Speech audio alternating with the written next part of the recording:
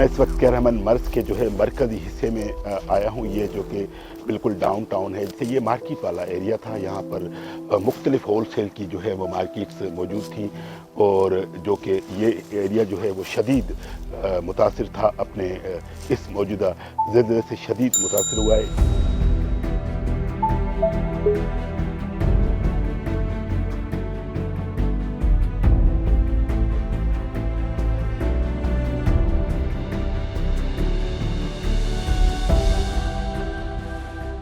इस मलबे को देखकर ये अंदाज़ा लगाया जा सकता है, उस ज़िलज़ले की शिद्दत का अंदाज़ा जो है वो लगाया जा सकता है। जब हम यहाँ पर खड़े हैं तो दूर से जो है रेस्क्यू के लिए जो मशीन काम कर रही है उसकी आवाज़ें यहाँ पर सुनाई दे रही हैं और यहाँ पर मुख्तलिफ लोग जो हैं मलबे से कुछ चीज़ें भी इकट्ठे कर रहे हैं। इस मार्केट के अंदर जो चीज़ें बेची जा रही थी उनके मुख्तलिफ टूटे हुए टुकड़े जो हैं वो भी हमें इस मलबे के अंदर नज़र आते हैं। ये 4-5 मुख्तलिफ जो है वो प्लाजा थे जिनका ये मलबा है।